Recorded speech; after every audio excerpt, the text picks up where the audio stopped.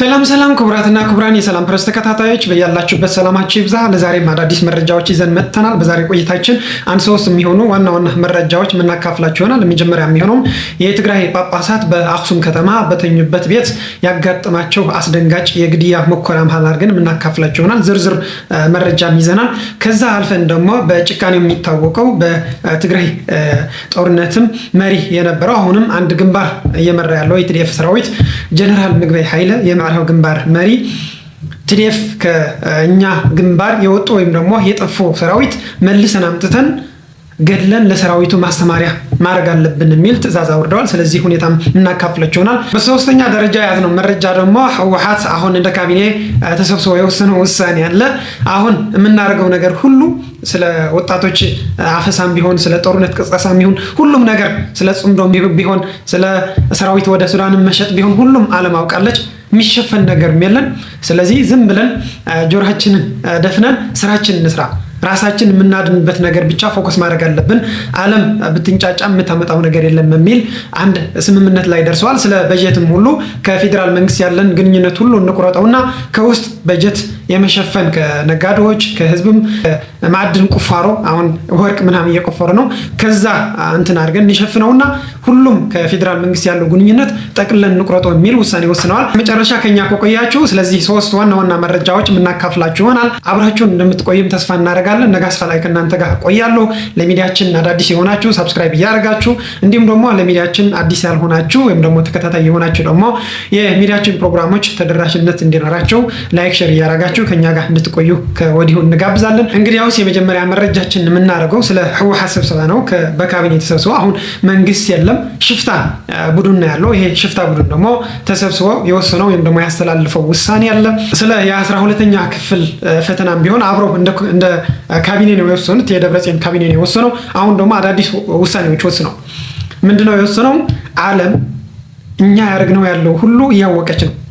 የፌዴራል መንግስት ይቅርና ጫፍ ያሉት ሌሎች ሀገሮችም ራሱ ምን እያደረግ እንደሆነ የሰብአዊ መብት ተሟጋች ድርጅቶችም አውቀውናል። አሁን የኢንተርናሽናል ሚዲያዎችም አውቀውናል። ዘገባም እያወጡ ነው፣ ሪፖርት እያወጡ ነው። ክልከላም መጥቷል።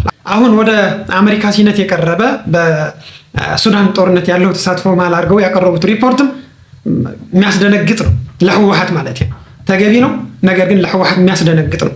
ቪዛ ተከልክሎ በዛ የሚቀርላቸው መስሏቸው ነበር እንጂ ወደዛ ሁሉም ነገር ተጣርቶ ሪፖርትም ቀርቦ ወደ ህግም ረቆ እንደገና የሚሊተሪም የፋይናንስ ሌሎችም አሬንጅመንት ወይም ደግሞ ቅጣት ትጥላለች ተብሎ አልታሰበም ነበር። እንደዛ ያስቡም ነበር። ነገር ግን ወደዚህ ሊያመራ በግልጽ ደግሞ በሱዳን ያላቸው ተሳትፎ አሜሪካም ግልጽ አድርጋለች።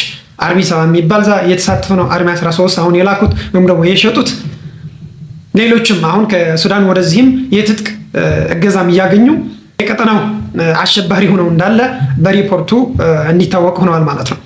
ስለዚህ ይሄ ሁሉ ስለታወቀ ስለአፈሳውም ስለምናምንም ሁሉም ስለታወቀ ዝም ብለን ጆሮአችንን እንደፍነን ራሳችን የምናድንበት መንገድ ነው መከተል ያለብን።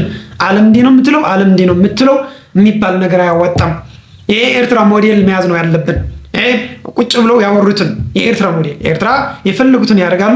ሲፈልጉ ሌሎች ሀገር ይወጋሉ፣ ሲፈልጉ ሰራዊት ይሸጣሉ፣ ህዝቡም እንዲፈልስ ያደርጋሉ። የፈለጉትን ማለት ነው። አፈሳም ኖርማል ሆኗል። ያው 14 ዓመት ከሞላው አንድ የኤርትራ ወጣት ያው ወደ ሳዋ ነው የሚሄደው ወይም ደግሞ ወደ ወታደራዊ ስልጠና ነው የሚሄደው። ይሄ የታወቀ ሆኗል። ወደ አፈሳ ምናምን አይደርስም። በቃ ና ተብሎ ይሄዳል ማለት ነው።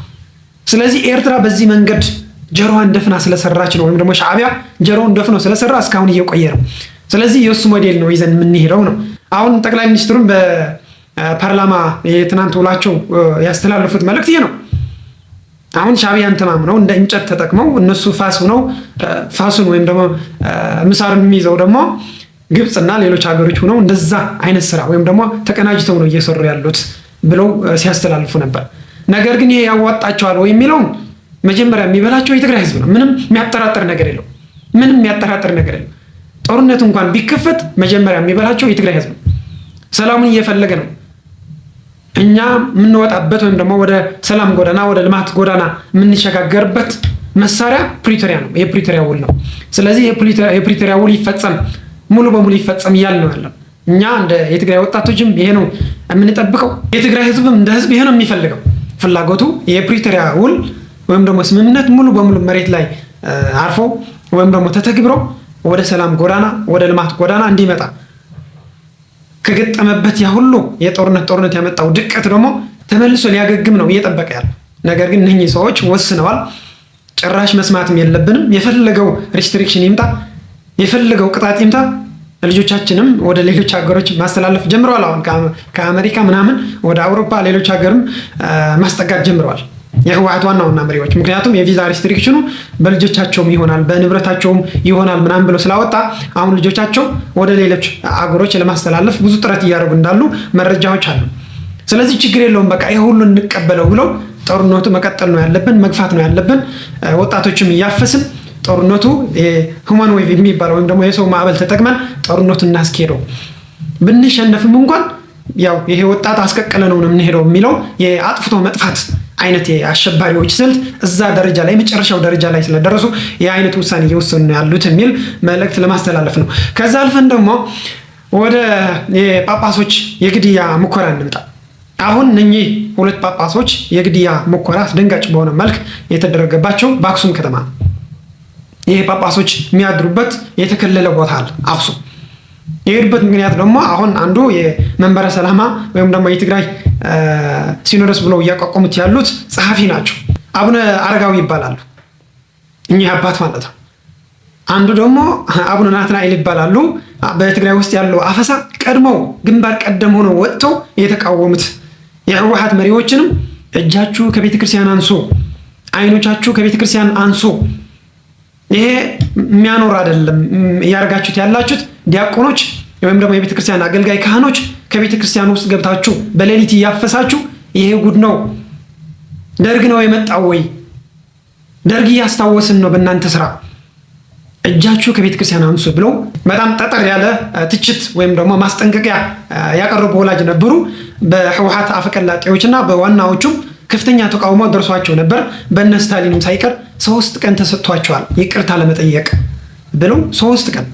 ከ3 ቀን በኋላ ግን በቃ እርምጃ እንወስዳለን በሚል አይነት ሲያስፈራሩ ነበሩ እነ ስታሊን። ሌሎችም አፈቀላጤዎችና ዋናዎች የህወሓት ማለት ነው።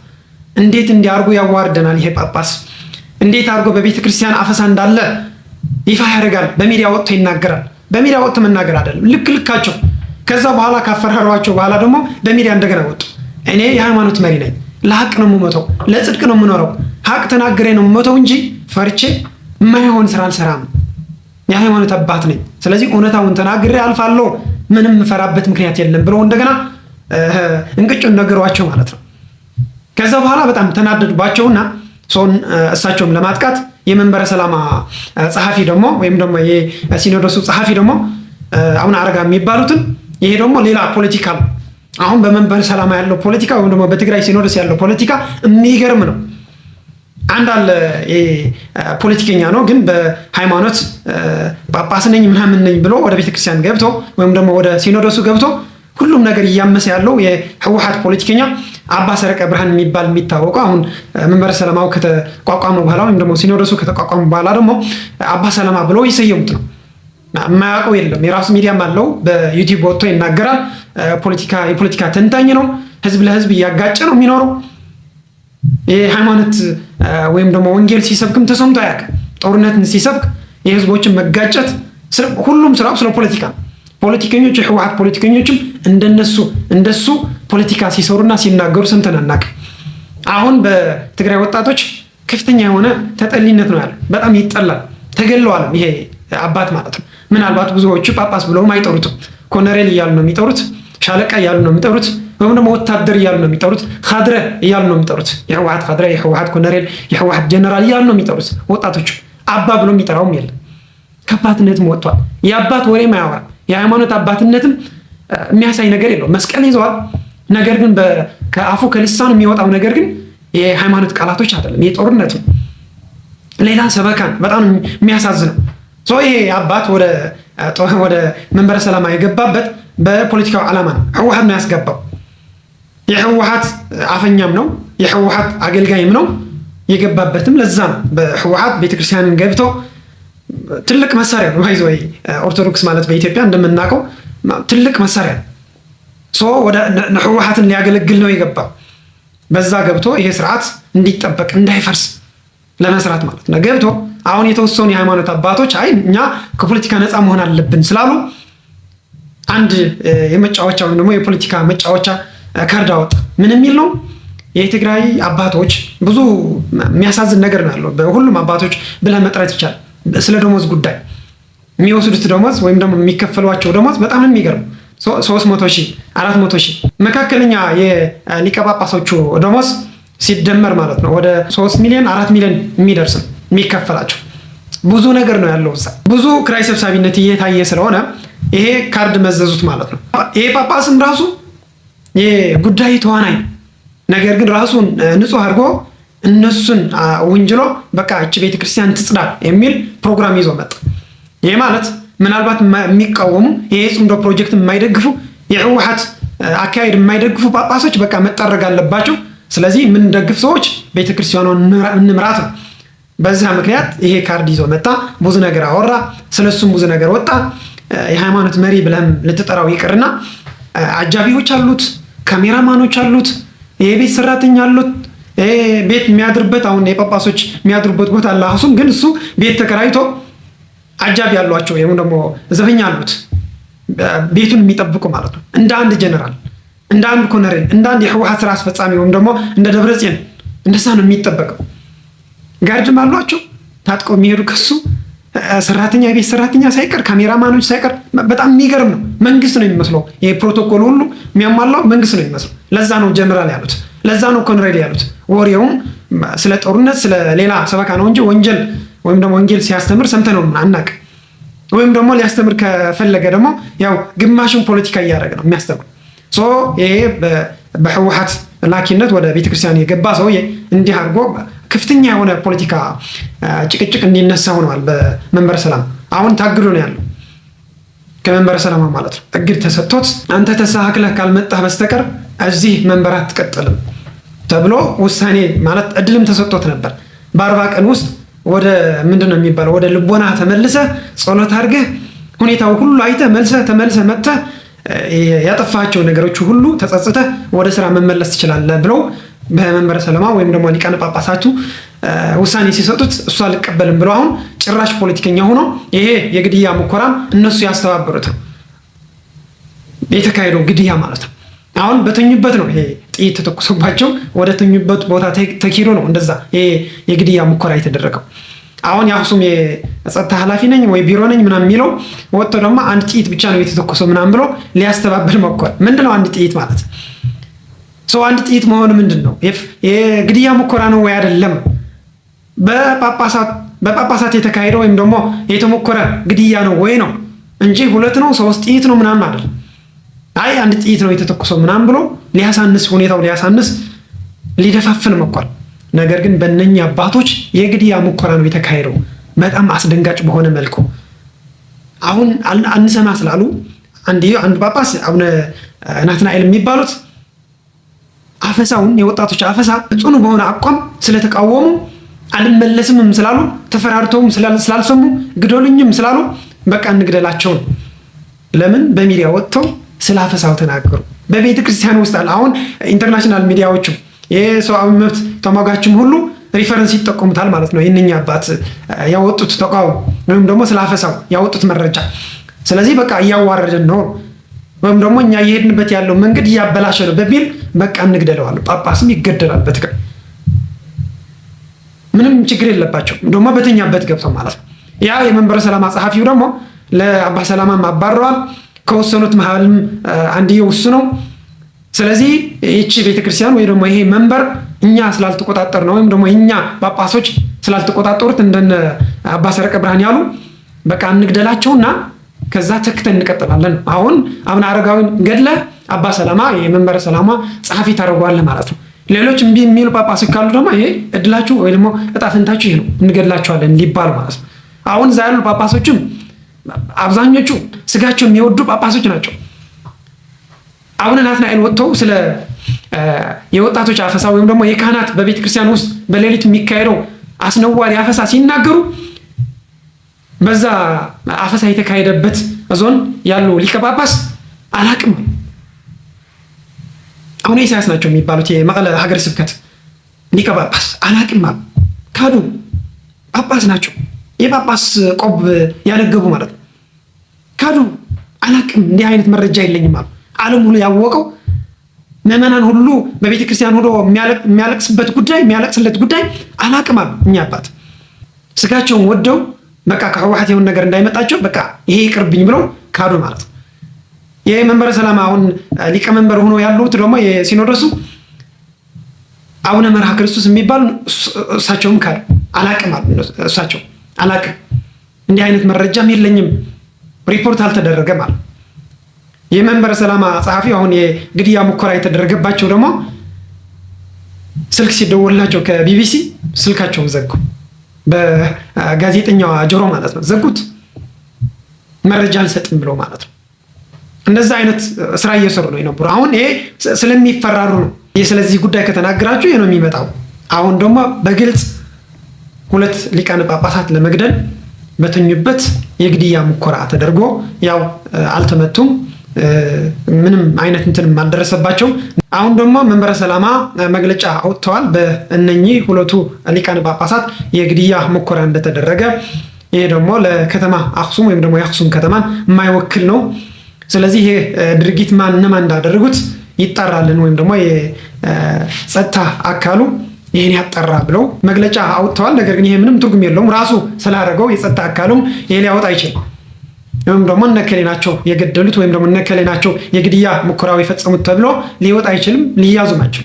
ከቦታው የደረሰን መረጃ እንደሚጠቁመው ደግሞ አሁን በትግራይ ፋሽን የሆነው ሰራዊት የፊታቸው ወይም ደግሞ ጭንብል ማስክ ምናምን አድርገው ነው አፈሳው የሚያካሄዱት፣ ሰው የሚያስፈራሩ የሆነ ነገር የሚያደርጉትም እንደዛ አይነት ስልት ተጠቅመው እንደ አልሸባብ አይኤስ የሚያደርጉት አይነት ማለት ነው። እና እንደዛ አይነት የተሸፈኑ ሰዎችም ታይተው እንደነበር በምሽቱ 5 ሰዓት ምናምን አካባቢ ሰዎች እዛ እንደዛ አይነት ሲንቀሳቀሱ የታጠቁ ደግሞ የተሸፋፈኑ አይተን ነበረ። በዳዕሮ ፒያሳ ይባላል እዛ አክሱም አካባቢ በዳዕሮ ፒያሳ አካባቢ አይተን ነበረ ሲንቀሳቀሱ ብለው የተናገሩ ሰዎች ወይም ደግሞ ጥቆማ የሰጡ ሰዎችም አሉ። በህወሓት ታጣቂዎች የተደረገ ነው ይሄ የግድያ ሙከራ። ስለዚህ እነሱን ገድለው ተክተው እነ አባ ሰረቀ ብርሃን መጥተው ቤተክርስቲያኒቱም እንደ መሳሪያ ሊጠቆምባት እንደፈለጉ ምንም የሚያሳውቅ ነገር ነው። ብዙ ወራቶችም የወሰደ ፖለቲካ ሆኖ ቆይተዋል። አሁን የመንበረ ሰላማ ጉዳይ ፖለቲካ ነው፣ ፒውር ፖለቲክስ ነው። ስለዚህ በዚህ ምክንያት ነው እነኚህ አባቶች ወይም ደግሞ ጳጳሶች ሊገደሉ የተፈለገው በዚህ ምክንያት ነው የሚል መረጃ ልንሰጣችሁ ስለፈለግን ነው። ከዛ አልፈን ደግሞ ስለ ጀነራል ምግበይ ያስተላልፈው አንድ ጨካኝ ውሳኔ አለ፣ በሰራዊቱ ወይም ደግሞ በእግረኛው ማለት ነው። አሁን አዋጅ 366 የሚባል አንድ አዋጅ ወጥቷል።